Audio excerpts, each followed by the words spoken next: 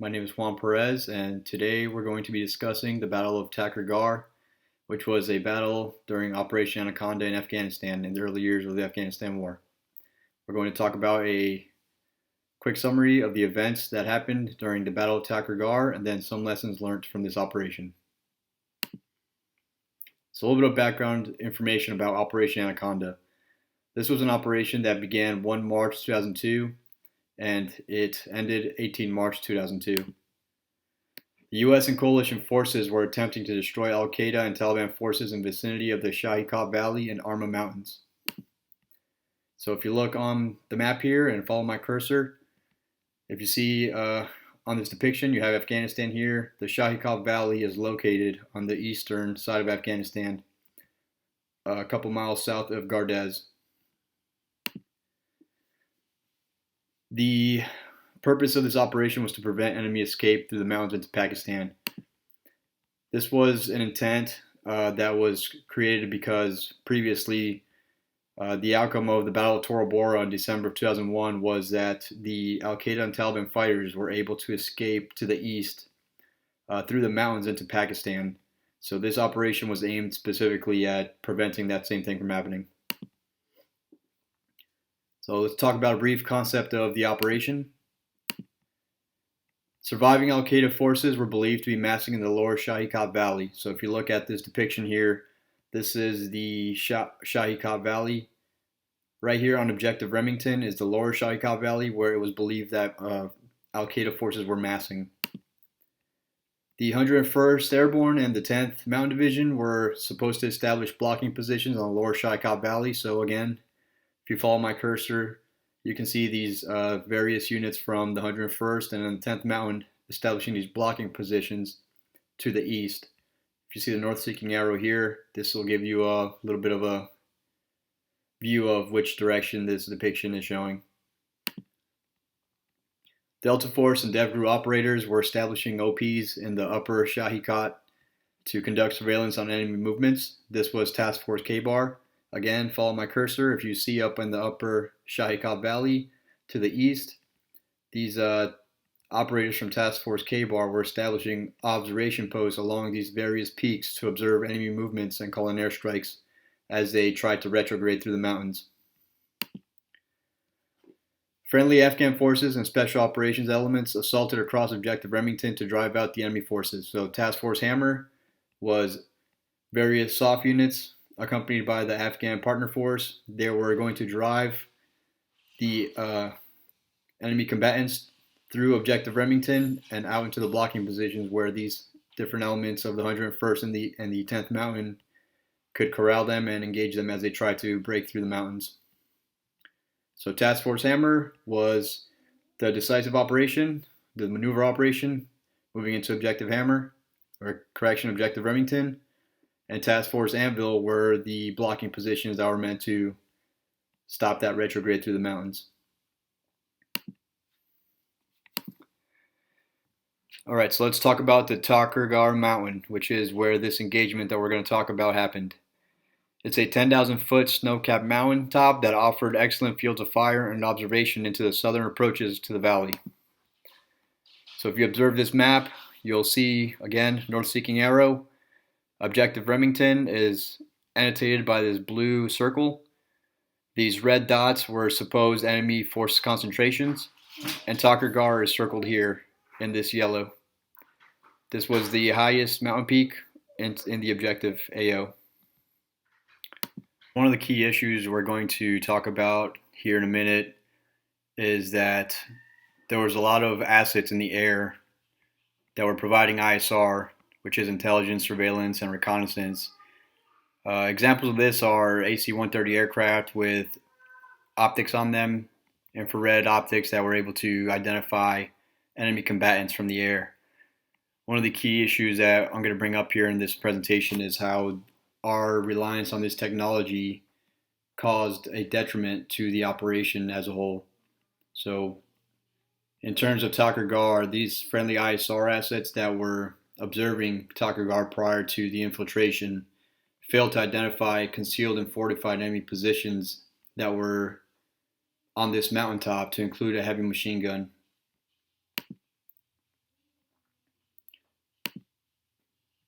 So the team that was supposed to insert into Takur Ghar, which will come to be known as Roberts Ridge, was Mako 30. It was a SEAL team reconnaissance element. They departed Gardez approximately at 2:30. They had a helicopter delay of about 4 hours due to an engine issue. They're supposed to infill a lot earlier to conduct a movement from their designated helicopter landing zone up into the observation post, or surveillance site as they call it. The team leader Neil Roberts assessed that there would not be sufficient time to move from the HLZ to the planned surveillance site. As I mentioned earlier, they had that engine issue which caused a delay. He decided to violate a basic principle of reconnaissance and land directly on the surveillance site. Roberts requested overhead surveillance utilizing an AC-130, call sign Nail 22. He wanted to use their optics to get a visual of Takur Ghar mountaintop. They saw no signs of enemy presence, and there's various reasons why this happened. The first one is that these positions were dug in pretty well, and they had overhead coverage. Since they had overhead coverage, there was snow that had accumulated on this overhead coverage, which concealed the thermal signature that would have been picked up otherwise using these ISR assets. Relying on this ISR intelligence, Roberts directed the aircrew to land on Takur Ghar as they were making their approach. So if you look at this little depiction here, I have a picture of a C-130 and its components. This is the primary form of aircraft that was used for this ISR and intelligence gathering. So it's not only used for ISR, but it's also used for close air support. They have 105 millimeter cannons, 40 millimeter guns, and 25 millimeter 6-barrel Gatling gun that friendly forces on the ground could call in to provide strafing runs on enemy combatants. Over here, near the nose, below the flight deck, there's infrared lasers and different optics and avionics that they could use to observe enemy movements on the ground. This little background picture here is a picture of Roberts Ridge. There's a Chinook depicted here on the photo. This photo was after this battle happened, but just to give you kind of a visual of how these guys were fighting and where they landed. At approximately 0300 hours, Razor 3 aircrew and team members noticed footpaths in the snow and goat skins, as well as other signs of recent activity on the mountaintop. So this is the Mako 30 team making their approach onto Takur Ghar.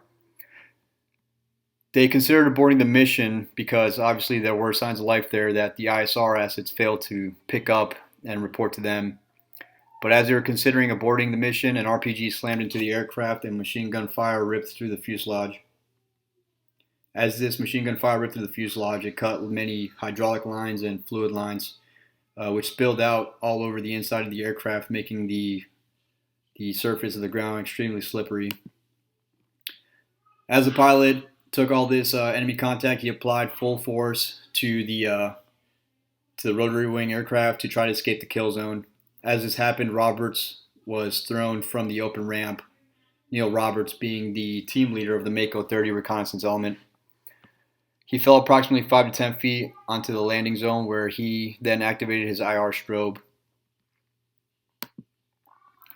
Razor 3 crash landed 7 kilometers down the slope, and the SEAL team, once they exited the aircraft, confirmed what they already knew, that Roberts was missing.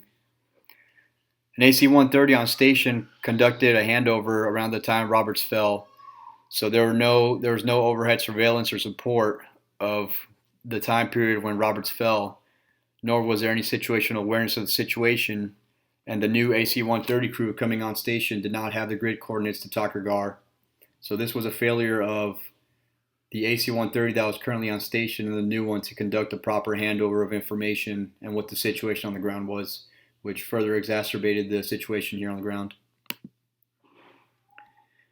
It is speculated that Roberts engaged the enemy utilizing his squad automatic weapon and was mortally wounded as Al-Qaeda fighters closed in on his position. Confusion amongst higher echelons about conflicting reports caused the failure of overhead aircraft to engage enemy combatants as they closed in on Roberts. Approximately 10 minutes after being identified by the AC-130 aircraft, Roberts' strobe light disappeared. So again, there was a lack of a proper handover of information amongst these two elements of the AC-130s, and this created confusion amongst higher echelons. They knew that they had a crashed helicopter. They didn't know at this time that they were missing an American up on Takur Ghar. And additionally, there was two signs of IR strobe lights. One at the position where Roberts was dropped on Takur Ghar, and then another IR strobe light at the position where the rest of the Mako 30 element was now crash landed. A second aircraft, Razor 4, went ahead and picked up Mako 30 SEAL team and the downed crew members. Now, the Mako 30 SEAL team members knew exactly what would happen to their team leader Roberts if he were to be captured by Al Qaeda, and they made the decision to go up and attempt a rescue mission back on Takur Ghar. They directed the aircraft back up to Takur Ghar to rescue Roberts. Same thing that happened originally happened again on approach. Razor 4 took heavy fire, but the Mako 30 crew SEAL team was able to disembark without any casualties. They bounded towards enemy fortified positions and killed two Al Qaeda fighters in a bunker. A heavy firefight then ensued. So if you look at this depiction here, attached to the Mako 30 SEAL team, there was a combat controller named Technical Sergeant John Chapman. If you know about him, you know that he received the Medal of Honor for his actions on Takur Ghar that day. So here is an ISR feed of Chapman depicted in the green circle assaulting these two enemy positions. The SEAL team is kind of pinned down below him in this depiction. As Technical Sergeant John Chapman bounded forward to assault these two positions, he was mortally wounded. The Mako 30 SEAL team decided to break contact, believing that Chapman was already dead. What ended up happening was Chapman actually fought on for several hours after the SEAL team had left him. He killed one fighter with his weapon and killed another in hand-to-hand combat. Additionally, he provided vital covering fire for the subsequent Ranger QRF, the quick reaction force that arrived to reinforce these guys who were still on the mountaintop. Again, Mako 30 broke contact, down the mountain, and immediately requested support from higher. This is where the Ranger Quick Reaction Force comes in. The 1st Battalion, 75th Ranger Regiment, was led by Captain Nate, and they received notification to board aircraft Razor 1 and Razor 2 en route to Takur Ghar from Bagram Air Base. There was miscommunication amongst higher echelons and the aircrafts that were overhead, the AC-130s, and this led to the QRF landing directly on Takur Ghar instead of an offset HLZ.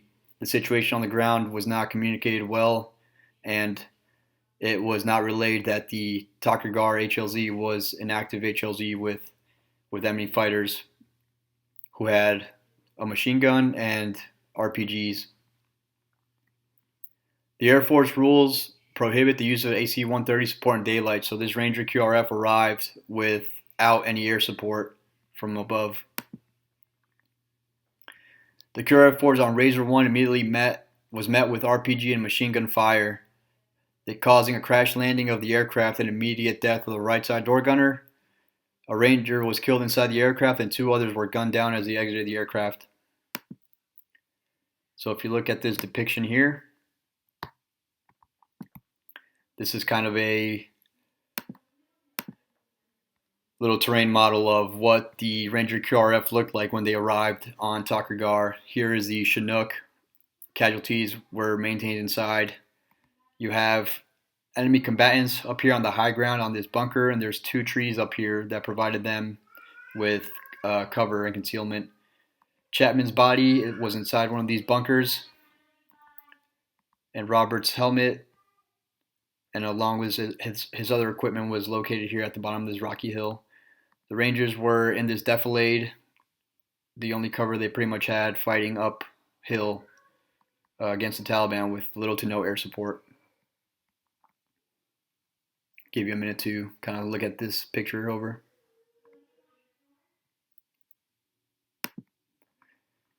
Razor 2, the second element of the QRF, landed approximately 800 meters and 2,000 feet below. The Rangers in that element began a 2-hour movement through mortar fire and deep snow to try to reinforce their comrades who were now pinned down and under heavy enemy fire on Takur Ghar.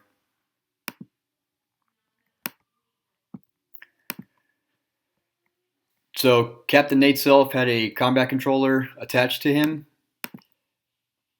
and they were able to call in danger close gun runs and airstrikes from F-150s to prevent the enemy from overrunning their location. This picture here is a little depiction of a rendition that somebody drew and painted of the Battle of Takur Ghar with the Ranger element. So as medics tended to the wounded inside the downed Chinook, Captain Self attempted to call in another airstrike and medevac. Medevac was denied by hire due to the risk of another downed aircraft. So the task force commander identified and acknowledged the fact that we had now downed 3 Chinook helicopters and it is broad daylight. So he denied that request for a medevac and exfiltration. The Rangers on top of Takur Ghar had to wait until hours of limited visibility or nighttime for extraction and medevac. The fierce fighting continued until that second Ranger QRF element reached Captain Self and the downed aircraft. The U.S. Air Force combat controller called in a final airstrike to suppress the enemy, and the 14 Ranger force assaulted the hilltop, bounding with their weapon systems as their only cover and throwing grenades. Within minutes, the Rangers killed the enemy combatants and secured the bunker on the hill, then prepared for a counterattack that arrived around midday. So once that second QRF element linked up with the Ranger element, they were able to successfully bound up the hill into the fortified bunkers, eliminate the enemy, and kind of take up a fighting position, expecting a follow-on attack to come.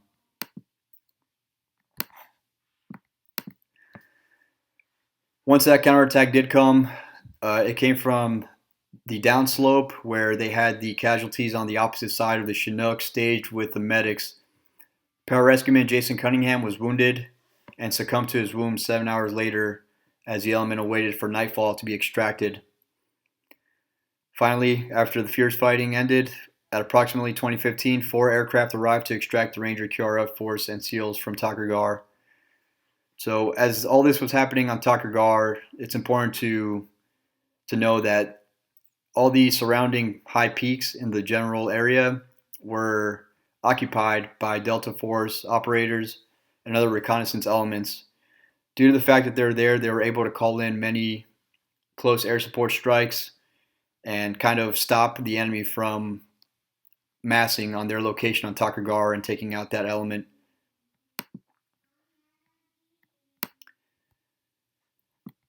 All right, so some lessons learned in this battle. As we talked about earlier, the over-reliance on aircraft surveillance without additional intelligence led to probably the biggest pitfall in the operation, which escalated into all the events that happened later on. So the team leader of Mako 30, Neil Roberts, decided to disregard the basic principles of surveillance and land on top of the observation site because he had seen overhead surveillance of the objective and they had failed to see any enemy activity. So again, over-reliance on the aircraft surveillance without additional intelligence was pretty much the demise of this operation. Another key issue here is that task force commander, using that same ISR feed and Predator drone footage, believed he knew more about the ground situation than the actual ground force commanders. So when these ground force commanders requested additional assets, they were denied because the task force commander believed that they didn't need it or they were able to manage without it. But he did not know the full situation on the ground. All he had was a live feed from a predator drone flying overhead. Then third mishap is the miscommunication among several friendly elements and information not being shared. So the example we used was the AC-130 coming off station around the same time that Roberts fell off the Chinook, and not having a proper handover with the AC-130 who then came on station. This caused confusion and they were unable to identify where Roberts was and provide air support that could have possibly halted the enemy advance on Roberts and bought him some time to be extracted. All these lessons learned were analyzed by the Department of Defense and they were quickly implemented. The lessons learned from this operation and Operation Anaconda were used for the follow-on invasion of Iraq and the follow-on operations within Afghanistan. So all these things we analyzed were analyzed by the DoD, and they quickly implemented them and realized that they were relying a little too much on technology and not enough on ground assets and just basic doctrine of how operations are supposed to be ran without this additional surveillance and intelligence. Right here below, I have a link on YouTube for you to watch at your own leisure, and it shows the ISR feed of Chapman that earned him the Medal of Honor. It's the first recorded action in combat that earned somebody the Medal of Honor. Here are my references for this presentation. Thank you for watching.